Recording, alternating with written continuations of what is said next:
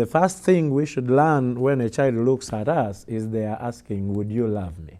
What a child most needs to thrive is the love and nurture and belonging that a family uniquely provides. Being brought up in a children's home and being brought up in a family setup, they are two different things. Putting kids into a permanent home is a long-term solution. Put kids in a family and you give them the whole package. There is a shift now regarding orphans. There is a shift, and I believe that God is doing something new at this particular time. I always thought I would start an orphanage, but today I believe very strongly that children don't need a house, they need a family. They don't need an institution, they need a home. I hope church will wake up more and more in this subject and this dream about world without orphans will be grow inside Christian community.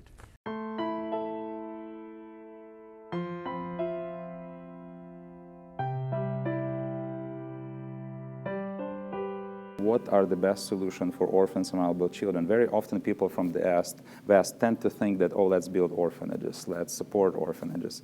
And it's puzzling because if you look at what's happening in these countries, I mean in the Western countries, it's been already a long time when there is a clear realization that children need to be in families. So I think that's something that the church in the West somehow needs to pick up, that even although we are talking about some developing nations, some hard situations, but still we need to start with focusing on the families. The time of institution is past. It's super important for us to get abandoned kids into families as quickly as possible, in the States as well as in other places, that we don't need kids to be on a treadmill of different placements, especially during those developmental years. They need to be safe, they need to be nurtured by the same people consistently, and that needs to happen urgently. Otherwise, you are creating the people that are going to cause the most problems for your society later on.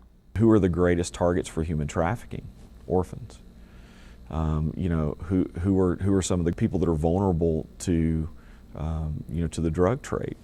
Orphans. En mi país, a los 18 años salen de las casas de cuidado y no tienen nada, familia, ni trabajo, ni estudios, así que vuelven a las calles para prostituirse, consumir drogas. At the end of the day, institutions create dysfunctional, dependent people. You know, we see a lot of sociopaths and psychopaths because they've not had that attachment, they've not had the ability to build relations and attach with people, and so they form a new subculture. If there is a child that has been trafficked, most likely it means that there was no one who loved and cared for the child. If there is a child that is involved in child labor and is being abused, there is no one there to love and protect that child. So if we come from this approach, then this whole concept of making sure that children grow up in loving and caring homes would, by itself, would resolve a whole lot of other issues. There's almost a signature of kids who come out of institutions. In fact, Michael Rutter, who's a very distinguished child psychiatrist, has argued that it's an institutionalization syndrome. You know, it's deficits in IQ and executive functions and ADHD and attachment problems and often growth stunting as well. When you look at the effects of raising kids in institutions, there are lots of factors that contribute to their outcome, but I think the critical issue is, have they been placed there early in life, say abandoned at birth, versus did they enter the institution when they were much older, having first grown up in a family? The core problem is the child has to be in a loving and caring and stable environment. If that's not happening, then the child is vulnerable to all kinds of risks. Professor John Bowlby said in the 1950s, where there's maternal deprivation, children will often develop mental illness, physical illness, and sometimes even die. And for some reason, you know, we've, you know, all through history, we've raised children in families. You know, as a Christian, I believe God made the family for the child. And then for some reason, about a couple of hundred years, we start to decide to put them in warehouses and wonder why they don't do well.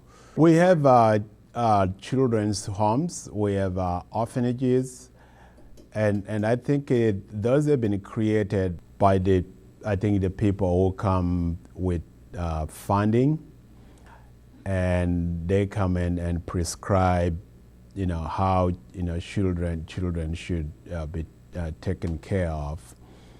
But, you know, the model that we have been using, especially in the villages, is an extended family. When we prioritize a child's material needs above their emotional and social needs, it relates to a response that we have, which is taking children out of that context of material poverty and trying to address those aspects of material poverty through orphanages and providing education, and neglecting the other aspects of poverty, which is actually being empowered in your community, in your family setting. So I think that really understanding what poverty is from the perspective of those communities is really critical to addressing some of these issues. In some parts of the world, the very presence of an orphanage can create a pull effect upon otherwise good families, where the parents see that the level of education or food or other things that they cannot adequately provide at home is provided in this residential care facility, and so they hand their children over unnecessarily. And in cases like that, we would really affirm that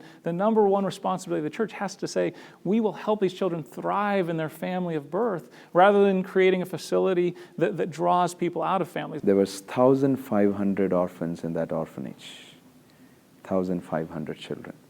And in my travels, when I've been to so many different orphanages, I begin to see children who were abused. I began to see children who came out of orphanages. They grew up physically, but they were not secure in the Lord. They were in a place where they didn't really have that connection, and they were people who never mentored them. They were not accountable. They were in places where they didn't know how to make choices. They were left on their own. And that's where my perspective of orphanages changed. I'm not saying that there is no place for any kind of institution, but it's always a last resort. And all our resources, all our efforts should be aimed to what we can do to either preserve children in their families, or if it's not possible, to find new loving and caring homes for them. And I know that it may look from Western perspective that how can it be impossible in places like Uganda or in places like Bangladesh when there is so much poverty and there are so few resources. But by being in many of those places and knowing some of those families, it is possible. So we should change the paradigm, the way we think about some of the things.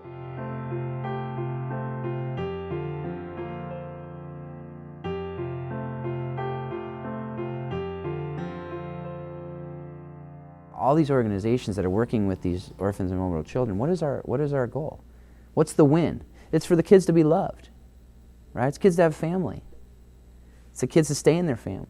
What is most important is that how do we provide a loving home for the children so that they grow up in a really family home environment. There are many children homes in Kenya that bring children in from the streets and from all over. But most of them, it's like kind of they are looking for money from different places to support them. But we are encouraging the people in the churches, the leaders, that's why we call them, to like encourage the members. If you have 2 children, you can take in another one into your home. It's not just enough to say that we don't need orphanages, especially in some places there might be still a need for some sort of an institution that would provide ideally temporary care for children before they go to families. But this, I'm not so much worried about paradigm shift being, oh, we don't need orphanages, as this being very clear, we need families. There are so many children that we have in children's homes that we can trace their homes. So some of them will be reintegration, some of them will be adoption, some of them will be guardianship, some of them will need kinship adoption, where your brother dies and you take his children and you legally have them as your children, then take them through their lives. If you create a service that has good residential care, good international adoption, good domestic adoption, good foster care, daycare, whatever, you've got choices for children. And I think when the only option is an institution, then you'll get lots of children sitting in institutions doing this, and we know what they're asking for is that attachment and bonding that they need in a family. So for our point of view, we want to give that alternative and give any child that's able to, including many children with disabilities, the chance to live in family life. We can simultaneously affirm some of the great programs that are happening to care for children in other ways, but ultimately work towards the goal that every child have a family, both with their birth family, if that's at all possible, and if not, with another family that truly embraces them. It's rare in Africa that you would find someone without an extended family. That doesn't happen in Africa. You always have an extended family. It's estimated that globally there are more than 150 million children that are classified as orphans, but that includes children who've lost one or both parents. And so for the large majority of these children, they have a surviving parent, and many others have relatives or others who are willing to provide a quality home, but often they require significant support and strengthening. And of course, the Bible so often pairs widows and orphans in the same section. And when we see that the role of the church is to help that widow and orphan, or perhaps a widow or an orphan, to thrive as a family. We call that family preservation. When it comes to orphans, many think, oh, we just need to have more international adoptions. If you could just adopt more children out of Belarus or out of Kyrgyzstan or out of India, that would help. Well, I'm not saying that international adoptions are not helping. There are many kids that, basically they've got a new life by being adopted to different countries. But if you look at the big picture, this is just a very small portion of those children that need help. So the solution is truly within the country. So the question that Western Church should be asked, so how we can come alongside the national church, and how we can come alongside the local leaders and enable them or empower them on just work together with them so that there will be developed solution within that country. Let's say, for example, that domestic adoptions will be happening, that people will be adopting children in their own country, or foster care will develop, or there will be solutions to prevent children from being abandoned and being abused and so on. In the case of kids who have lost their parents, for example, or you couldn't prevent abandonment, I think what we need to do is develop a way to get them into, ideally, a permanent placement immediately. And if not that, a transition from high-quality foster care into a permanent placement. But we shouldn't be thinking of foster care at all as a long-term solution to this problem. Putting kids into a permanent home is a long-term solution. Familias. Necesitamos familias. Tenemos los dos programas, con familias de cuidado y con instituciones. Y los chicos que salen de familia tienen muchas más oportunidades. Los cuidan, se los dejan hasta después de los 18, les ayudan a salir adelante, son como mentores que los aconsejan, los guían, les ayudan a superar sus traumas, a diferencia de una institución que por más amor y cuidado no hay, sigue siendo un tema colectivo y no individual, entonces no es tan fácil sacarlos adelante.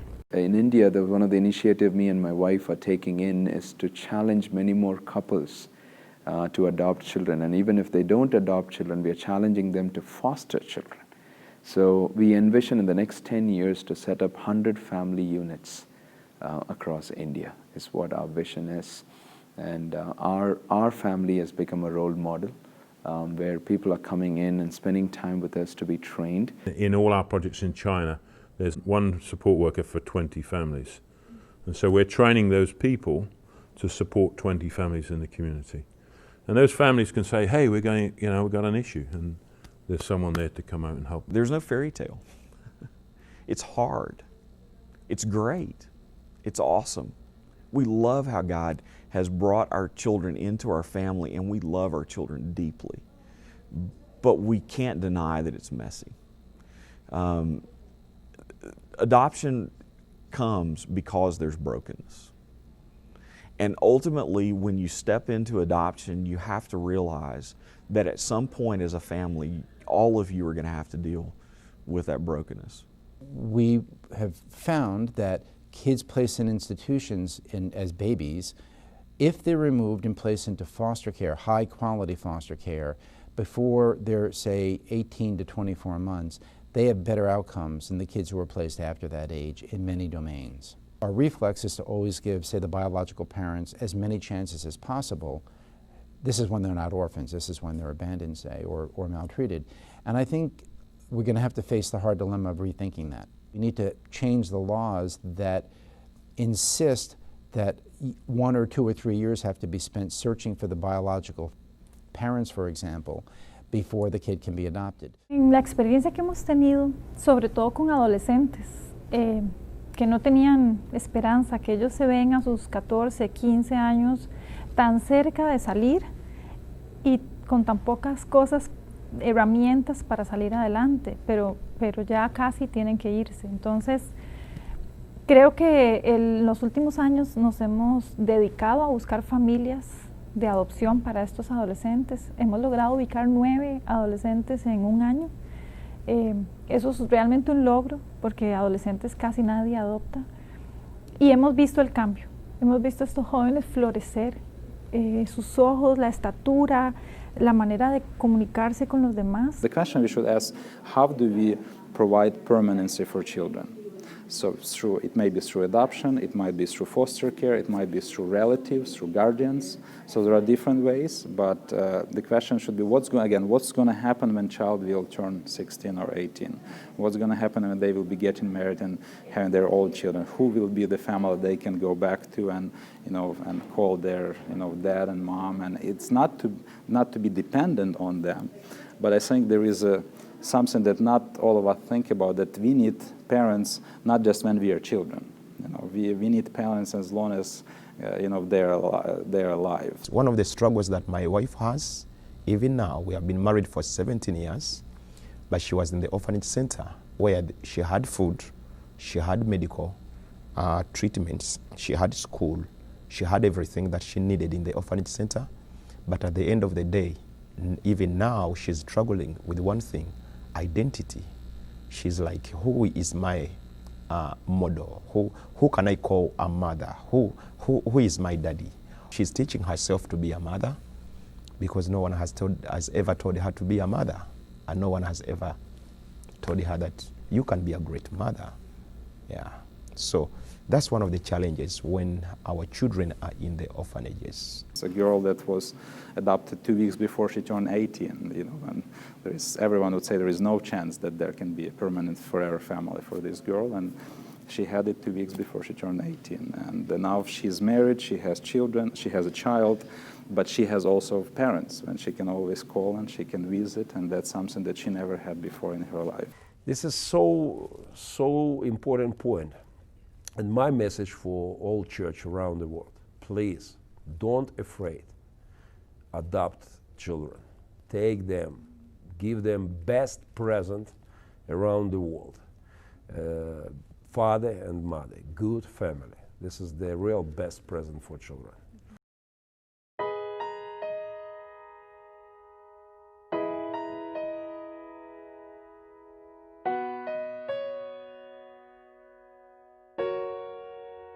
The institution that God has set up in the world, better than any other, with the most caring and compassionate people in the world, is called the church.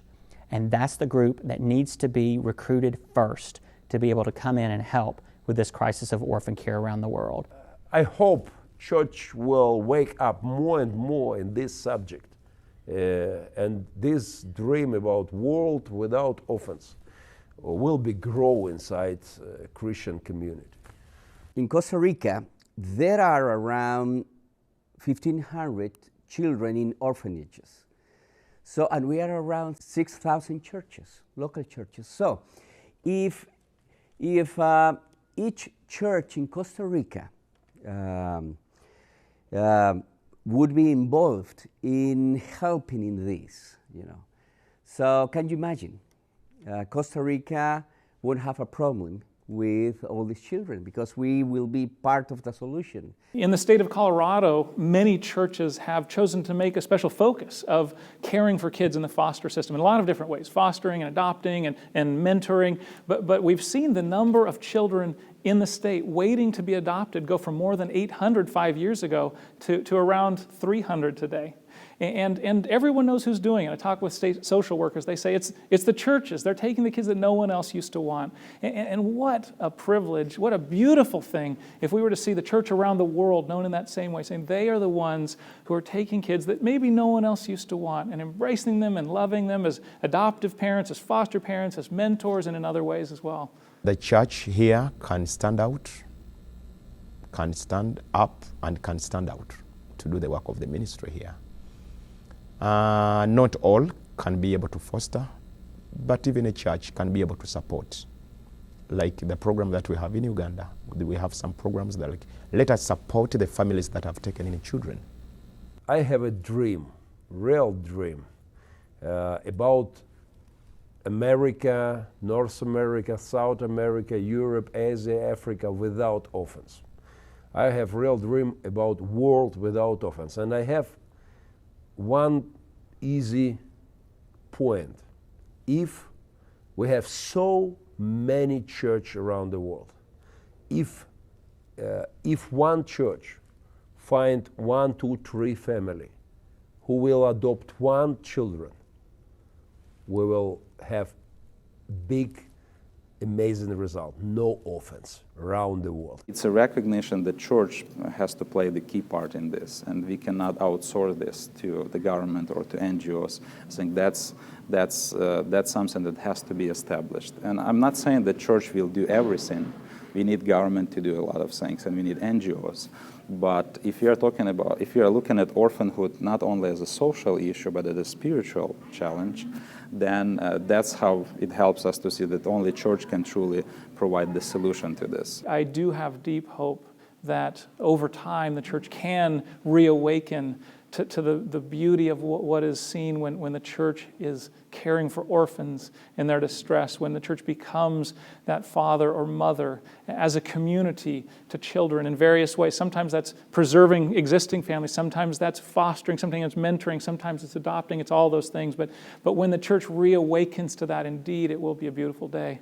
We also need to work in solutions to see that children aren't orphaned, and to see that that families are able to remain intact, and to see that the church is active in being able to minister to people before they enter into crisis. And so it's not an easy solution.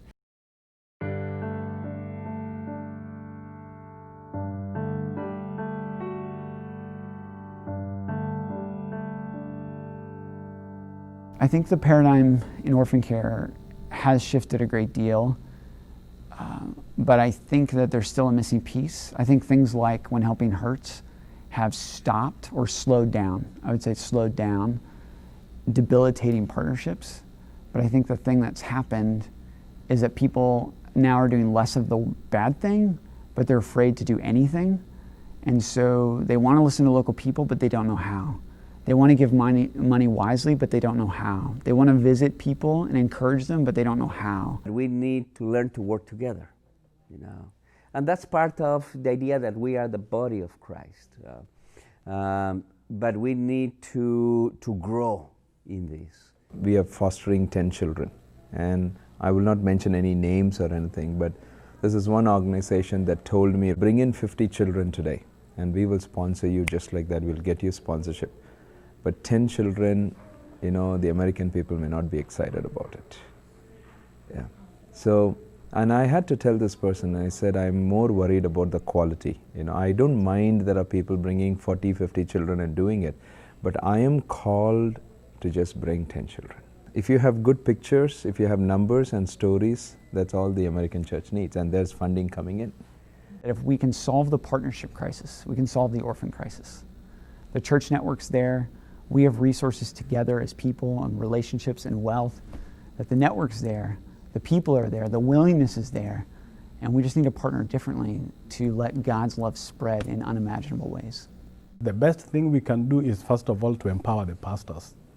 Because when a pastor is empowered, the following after him is backing him, will back him up, I think 100%. We have a little statistics already through this past 3 years. If we speak to 500 people, in a year period, we see about 20 families, new 20 adoptive or foster care families. If everyone waited to get another room, to get another car, to get another ABCD, to get another money, to get another budget, to get another thing to be approved, then nothing will be done. Sometimes we just have to move by faith and by the leading of the Lord. The best way to recruit is by word of mouth. All the research in the world tells you, if you want to recruit families, you can put billion-dollar programs in place, but the best way is word of mouth. If you've fostered a child and you've had a great experience, you're going to tell your family, you're going to tell your sisters, your aunties, your uncles.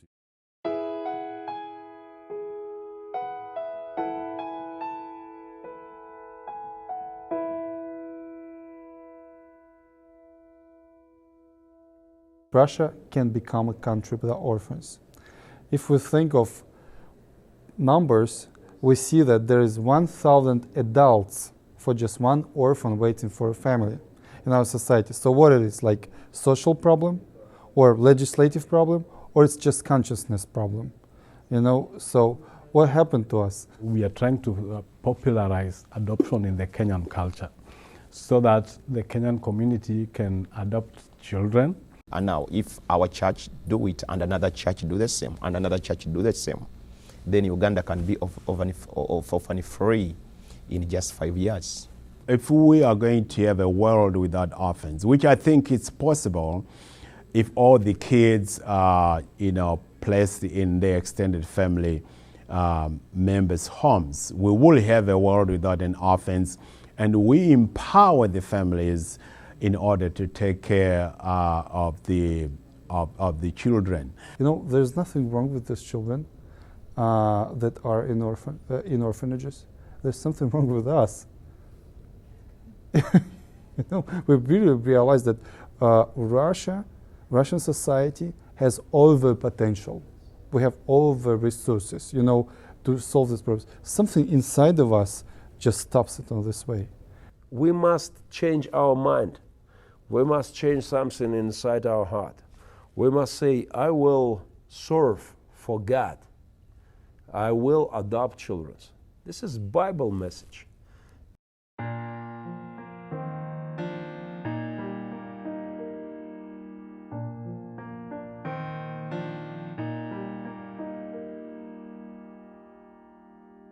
God called his people out. God called Israel out to care for orphans and widows and sojourners and the poor. And there was a consistent message that he gave to his people, and he's continued to give to his people, that we see evidenced all the way to James. And that is, I want you to care for the vulnerable. When all the nations around you and all the peoples around you are victimizing the vulnerable, I want you to care for the vulnerable. And the reason I want you to do it is because that's who I am. Because I'm the father to the fatherless, and I'm the defender of the defenseless. For God the Father, who tells us that he won't leave us as orphans, but he'll come for us. It's a picture of the gospel. And that's why orphan care is so important. It is a beautiful, perfect metaphor for what God has done for us. When Christians are loving orphans, whether that's through adoption or fostering or mentoring or your countless other ways, preserving struggling families, the church looks like Jesus. It looks like the heart of a father who loved himself and pursued us and adopted us as his children. And Jesus said, whoever welcomes one of these little children in my name welcomes me. And whoever welcomes me welcomes the one that sent me. Pero sobre todo sentirme a veces incapaz de ayudar. Sobre todo a veces lo que más me duele es a veces no saber cómo ayudar para que ellos aprovechen la oportunidad, porque muchos no saben cómo y se escapan o vuelven a la calle, y eso me duele. Me duele no saber cómo hacerlos sentir dignos de recibir amor. Perdón. Cómo enseñarles a ser dignos de recibir, porque ellos creen que no se lo merecen, y eso me duele no saber enseñarles el amor de Dios a veces, como yo quisiera que lo aprendan y que lo sientan. When we feel like we can't do it, when we feel like we're inadequate, when we feel like we have nothing to contribute, I think, particularly as Christians, that's when God celebrates and says, like, I've been waiting for you to realize that. Like, you can't do this. This is for me to do. This vision for a world without orphans, it sounds like it's huge, it's grandiose, and I mean, surely I cannot do anything to help. But the fact is that every person can do something, and everything matters here. Even one prayer matters, and just helping financially a family that is adopting child matters. You know, organizing Orphan Sunday in your church matters. So there is a place for everyone, and only a small percentage of us actually needs to adopt. And honestly, there are not even as many children that need to be adopted. In the US, there are many more churches than children that need to be adopted. In Ukraine, there are as many churches as children that need to be adopted. And it's often the case in many countries around the world. So problem is big, but if you take a good look at this, it's solvable. This is all about one child. When we think of Russia without orphans, Ukraine without orphans, world without orphans, oh my God, it's all about one child. So we encourage people to concentrate on one child's life. You know, it's not about all the children in the world. It's not about statistics. It's not about millions and billions. It's like this particular child, his life, what you're going to do with this. And when we think of the world, let's think of the world of this particular child.